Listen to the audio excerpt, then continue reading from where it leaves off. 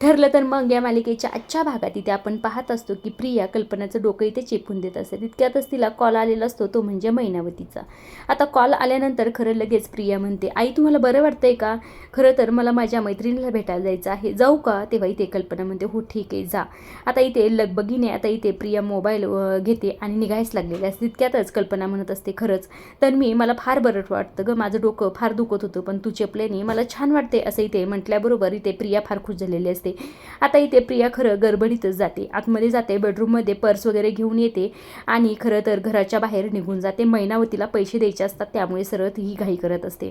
आता इकडे खरं आपली जी सायली असते ती विचारच करत असते, नेमकं ही कुठे चालली असं एवढ्या गडबडीत, हिचा पाठलाग करायलाच हवा असं म्हटलेली असते. आता इथे खरं तर प्रिया निघून गेलेली असते तेव्हा इथे खरं सायली असा विचार करते. आता ती कल्पनाला म्हणत असते, आई खरं तर ना यांना सकाळी मी खीर दिलीच नाही डब्याला, मी जाऊ का, देऊन येऊ का असं इथे खरं सायली म्हटलेली असते कल्पनाला. तेव्हा कल्पना म्हणते, हो ठीक आहे जा असं म्हणून आता इथे सायली प्रियाच्या मागे गेली. आता इकडे खरं तर दुसऱ्या बाजूला इथे अर्जुनने चेतनेला सर्व काही तन्वीचं हकीकत सांगितलेलं असतं. तेव्हा इथे खरं चेतने म्हणत असतो, अरे त्या दिवशी रविराज काका तर म्हणाले की तन्वीचं ब्लड ग्रुप आम्ही लहानपणी चेक केलं होतं, आता तर तू म्हणतोस तिचं ब्लड ग्रुप वेगळंच आहे, म्हणजे काय म्हणायचं तुला, म्हणजे ही प्रिया जी आहे ती तन्वी नाहीच का असं इथे चेतनने म्हटलेलं असतो. तेव्हा इथे अर्जुन म्हणत, हो ती नाहीच तन्वी, सगळ्यांच्या भावनेशी ती खेळली आहे. तेव्हा इथे चेतनने म्हणत असं कोणी कसं करू शकतो, दुसऱ्यांची ओळख घेऊन एखाद्याच्या घरात कसं काय शिरू शकतो असं इथे चेतनने म्हणत असतो.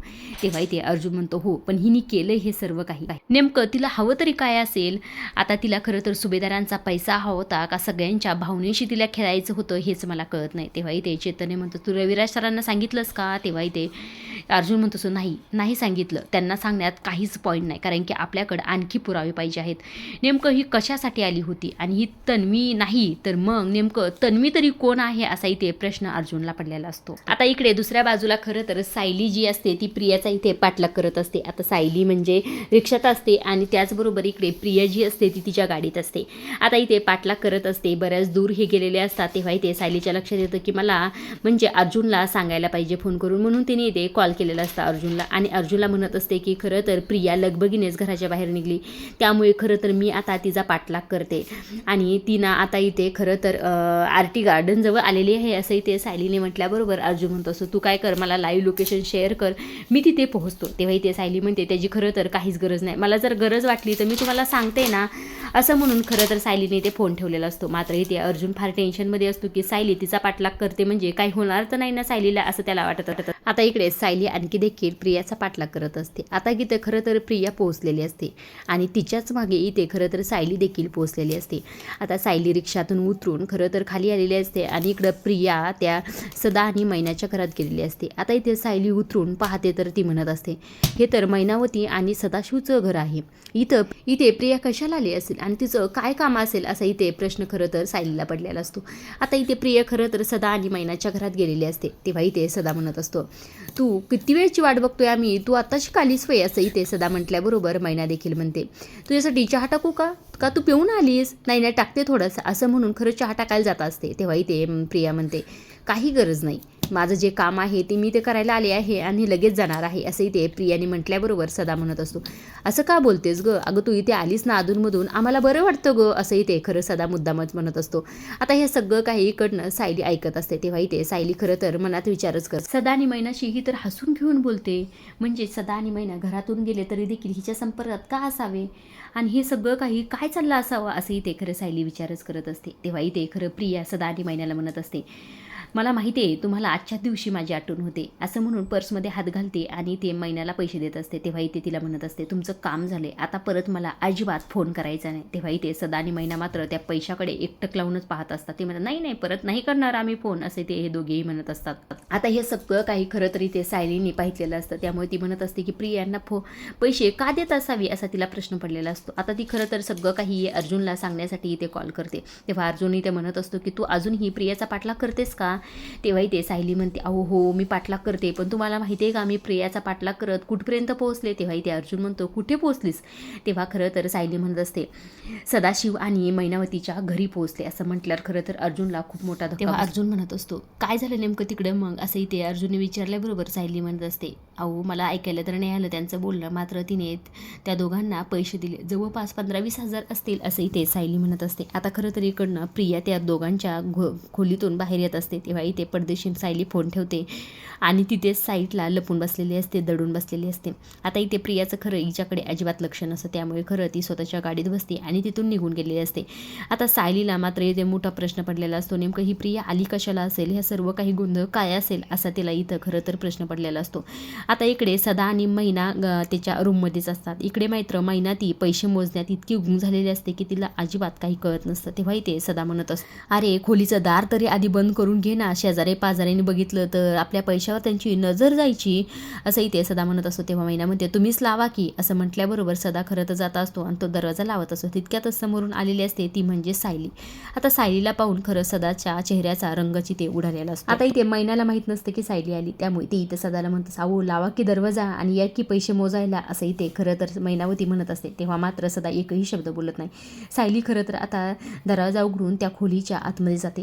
आता इथे मैना लगेच सायलीकडे बघते. सायलीकडे बघता क्षणी ती पडदिशीन ते पैसे घेते आणि पदराआड लपून ठेवते. आता इथे ती फार घाबरलेली असते. आता इकडे दुसऱ्या बाजूला पूर्ण आजी खरं विमलला शोधत असतात, म्हणत असतात की विमल तू कुठे आहेस ग. तितक्यातच आता इथे प्रिया येते. प्रिया म्हणत असते की पूर्ण आजी तुला काही हवं आहे का. तेव्हा इथे पूर्ण आजी म्हणतात हो ग मला कॉपी हवी होती, तू देशील का मला करून, असं इथे म्हटल्याबरोबर खरं प्रियाला खूप मोठा धक्का बसतो. आता इथे प्रिया मनातच विचार करते ही म्हातारी चक्क माझ्या हातची कॉपी प्यायची म्हणते, नाहीतर मला असले कामं खरं तर फक्त शिक्षा म्हणूनच मिळत होते. हे माणसं सगळे माझ्या बोलण्यावर वागण्यावर खरंच विरघळी काय, असं इथे ती म्हणत असते. आता खरं तर प्रिया इथे स्वतःच्या बोलण्याचा टोन बदलते आणि म्हणत असते पूर्णाजी तुला माझ्या हातची कॉपी गोड लागेल ना गं. तेव्हा इथे पूर्णाजी म्हणत असते आता बघ ना तू बदलायचा प्रयत्न करतेस ना, मग काय ना आपल्या घरात जर आनंद समाधान येण्यासाठी खरं आम्ही काही करू आणि वाटेल ते करू, असं इथे पूर्णाजी म्हटलेले असतात. तेव्हा इथे प्रिया फार खुश झालेली असते. ती म्हणते थँक्यू सो मच पूर्णाजी, मी आत्ता तुझ्यासाठी कॉपी करून आणते, असं म्हणून पर्स वगैरे ठेवते आणि पूर्ण आजीला देखील इथे बसण्यासाठी मदत करते आणि किचनमध्ये जाते आणि म्हणत असते की मी आत्ता तुझ्यासाठी छान अशी कॉपी बनवते. आता प्रियाची ते कॉपी बनण्याची तयारी सुरू असते. मात्र इकडे खरं पूर्ण आजी तिची फार गंमत करतात. आता त्या तिला इथे म्हणत असतात अगं तू इन्स्टंट कॉपी बनवतेस, मला तर फिल्टर कॉपी लागते गं. काय ना ती बनवायला जरा अवघड असते पण चवीला खूप छान लागते. आता इथे प्रियाला फार टेन्शन आलेलं असतं. तेव्हा पूर्णाजी म्हणतात अगं कल्पनाने इथेच कुठंतरी ठेवली असेल दुसरीकडे, बघ फिल्टर कॉपी भेटेल तुला, असं इथे पूर्णाजी म्हणत असते. आता इथे खरं तर जी प्रिया असते त्या सर्व काही ट्रॉली इथे शोधत असते. इकडनं पूर्णाजी सांगत असते की बघ ह्या ट्रॉलीत बघ त्या ट्रॉलीत बघ, आणि इकडे प्रिया शोधून शोधून थकलेली असते. तेव्हा इथे पूर्णाजी म्हणते अगं गं थांब माझ्या लक्षात आलं गं, तुझ्या समोरचं कपाट आहे का ते उघड आणि डाव्या बाजूला बघ बरं तिथेच असेल. तेव्हा इथे खरं प्रियाला लगेच सापडते. तेव्हा इथे प्रिया काढते बाहेर आणि म्हणत असते ही का. तेव्हा पूर्णाजी म्हणतात हो हो तीच आहे आणि बनव आता, असं म्हटल्याबरोबर प्रिया बनवायला लागते. तेव्हा इथे खरं तर पूर्णाजी म्हणते तुला बनवता येते ना पण. तेव्हा प्रिया म्हणते हो येते की. तेव्हा इथे पूर्णाजी म्हणते पण कशी बनवायची माहिती आहे का, सांगू का मी. तेव्हा इथे पूर्णाजी सांगत असते अगं असं डायरेक्ट खरं तर ती कपात करायची नसती, पातीलं घे त्यात पाणी टाक आणि त्यात कॉफी टाकायची आणि मग ते उकळायचं, करते का आता, असं म्हणून आता इथे प्रिया खरं कामाला लागलेली असते. इकडे मात्र पूर्णाजीला फार हसायला येत असतं प्रियाची फजिती पाहून. आता इकडे प्रिया तयारीला लागलेली असते, पातीलं घेतलेलं असतं त्यात पाणी टाकते आणि कॉफी देखील टाकते. तेव्हा इथे पूर्णाजी म्हणत असते थोडी साखर देखील टाका, अंदाजे टाक, तुझा कळू दे अंदाज नेमकं कसं आहे. तेव्हा इथे प्रिया म्हणते हो हो टाकते. तेव्हा इथे पूर्णाजी म्हणते अगं थोडं जायफळ पण टाक, मला आवडतं ग ते. तेव्हा इथे प्रिया म्हणते जायफळ कुठं शोधू आता. तेव्हा पूर्णाजी म्हणते अगं शो तिथेच असेल. आता खरं तर ही प्रियाची फजिती पाहुणी इथे पूर्णाजीला फार हसायला येत असतं. आता त्याच वेळी खरं दुसऱ्या बाजूला इकडे सदा सायलीला म्हणत असतो काय आम्हाला घराबाहेर काढून सुभेदारांचं समाधान झालं नाही वाटतं, तू इथे कशाला आलीस परत, असं इथे तो म्हणत असतो. तेव्हा इथे मैनावती देखील म्हणते हे बघ पोरी आम्ही आता काहीही केलेलं नाही, तुझा नवरा स्वतः आम्हाला घेऊन गेला होता आणि तुम्ही जेव्हा आम्हाला घराबाहेर काढलं तेव्हा गपगुमाने गरिबासारखं आम्ही घराघरात पडलो ना, मग आता कशाला आलीस तू इथे, आम्हाला सांग बरं, इथून निघून जा, असं इथे ती म्हणत असते. तेव्हा इथे सायली म्हणते हां मी जाणारच आहे इथून, फक्त मला एका प्रश्नाचं उत्तर हवं आहे तुमच्याकडं. आता आपला काही संबंध नाही असं म्हटलात ना, मग तरीही माझी जाव प्रिया सुभेदार ही इथे कशाला आली होती, असं इथे खरं सायलीने ह्या दोघांना देखील विचारलेलं असतं. आता इकडे दुसऱ्या बाजूला बाजूला खरं ऑफिसमध्ये चैतन्य आणि अर्जुनला भेटायला त्यांचा क्लायंट आलेला असतो. तेव्हा मात्र खरं अर्जुनचं अजिबातच यांच्या दोघांकडे इथे लक्ष नसतं. आता चैतन्य इथे फाईल वगैरे पाहत असतो, मात्र अर्जुन इथे एकही शब्द बोलत नाही. फक्त तो मोबाईल हातात घेत असतो, परत खाली ठेवत असतो. हेच काम सुरू असतं.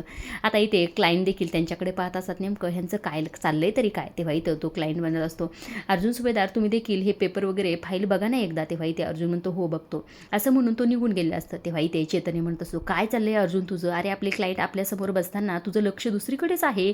असं इथे चैतन्यने म्हटल्याबरोबर अर्जुन म्हणत असतो अरे सायली त्या प्रियाचा पाठलाग करते आणि ती लोखंडेच्या घरी पोहोचली. असं इथे अर्जुनने म्हटल्याबरोबर चैतन्य म्हणतो काय लोखंडेच्या घरी, अरे तेच ना सायली वैलींचे खोटे आईवडील बनून आलते तेच ना लोखंडे. असं इथे चैतन्यने म्हटल्याबरोबर अर्जुन हो तेच लोखंडे, आणि प्रियाने त्या दोघांना खूप सारे पैसे देखील दिले आहेत आणि या बायकोने मला हे सगळं सांगून फोन कट केला आणि त्यानंतर फोन देखील उचलत नाही, मग मला टेन्शन येणार नाही का. असं इथे अर्जुन म्हणत असतो. तेव्हा चैतन्य म्हणजे सायली वहिनी त्या लोखंडेच्या घरी का. तेव्हा अर्जुन तुम्हाला ह्याच्यातलं काही माहीत नाही, हे सगळं काही सांगून तिने फोन कट केला आणि आता ती अजिबात माझा फोन उचलत नाही.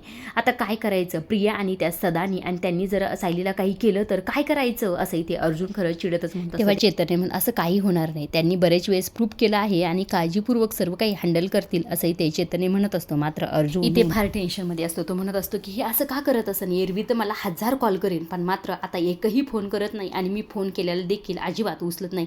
तिला कळत नसेल का मला इथे काय त्रास होतो आहे. असं इथे खरं अर्जुन चिडतच सगळं काही बोलत असतं. आता इकडे दुसऱ्या बाजूला सायलीने प्रश्न विचारलेला असतो दोघांना, मात्र ते अजिबात इथे बोलत असतात. तेव्हा सायली म्हणते मी काय विचारले लक्षात येते ना तुमच्या, आणि जे काय आहे ते मला खरं सांगायचं, कारण की तुमचं खोटं जास्त दिवस आमच्यापासून लपणार नाही हे तर तुम्हाला चांगलंच माहीत आहे. तेव्हा इथे खरं हे दोघेही काही बोलत नाही. तेव्हा सदा इथे बोलणारच असतो, मात्र परत इथं थांबतो. तेव्हा इथे खरं तर सायलीला अर्जुनचा कॉल आलेला असतो, मात्र अर्जुनचा कॉल आल्यानंतर सायलीने इथे कट केलेला असतो. तेव्हा इथे अर्जुन फार चिडलेला असतो. आता इकडे खरं सायली म्हणत यांचा फोन आला होता मला, जर मी यांचा फोन घेतला ना तर ते स्वतः इथे ताबडतोब येतील आणि ते एकटे येणार नाही, ते पोलिसांना घेऊन येतील. मग सगळं काही तुम्ही पोलिसांनाच सांगा, मी बोलवते पोलिसांना. असं इथे म्हटल्याबरोबर खरं मैनावती घाबरलेली असते आणि ती इथे म्हणत असते नको नको पोलिसांना खरं तर बोलू नको, तुला माहिती आहे ना गं सायली आम्हाला पैशाची किती चणचण असते म्हणून. हे दुकान खरं तर असंच आहे, त्याचा अजिबात काही उपयोग नाही बघ, आणि आम्ही जेव्हा तुमच्या घरी आलो ना तेव्हापासून तर आमचा पार धंदा बसलाय, मग आम्ही पैसे कुणाकडनं घ्यायचे आणि आम्हाला कोण देणार. असं इथे खरं मैनावती म्हणत असते. तेव्हा इथे सायली म्हणते पण तुमचा आणि खरं त्या तन्वीचा काय संबंध आहे, तुम्ही तर जेव्हा आमच्या घरी होता तेव्हा तिला धड बोलत देखील नव्हतात. असं इथे सायलीने म्हटल्याबरोबर इथे सदा म्हणत असतो ते म्हणजे काय झालं ना, आम्हाला ती रस्त्यात भेटली आणि मग आमची ओळख झाली. तेव्हा मैना देखील म्हणते मग आम्ही तिच्याकडनं काय केलं, कर्ज घेतलं, आम्ही ते सगळे काही परत करणार आहोत. असं इथे मैनावती म्हणते. तेव्हा इथे सायली म्हणते म्हणजे तुम्ही प्रियाकडनं कर्ज घेतलं.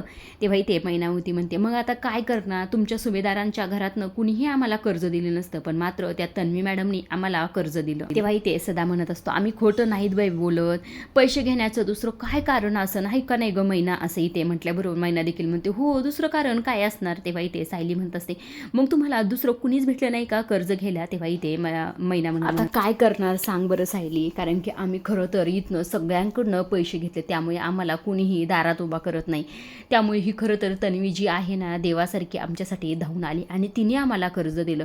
खरंच ती तन्वी मॅडम फार चांगली आहे, त्यांना अजिबात काही बोलू नका सायली मॅडम. असं इथे खरं तर ही मैनावती म्हणत असते. आता हे सर्व काही मैनावतीने सांगितलेलं असतं, सगळे काही नाटकं देखील त्या करत असतात, मात्र सायलीला त्यांच्या बोलण्यावर इथे काडी मात्र विश्वास नसतो.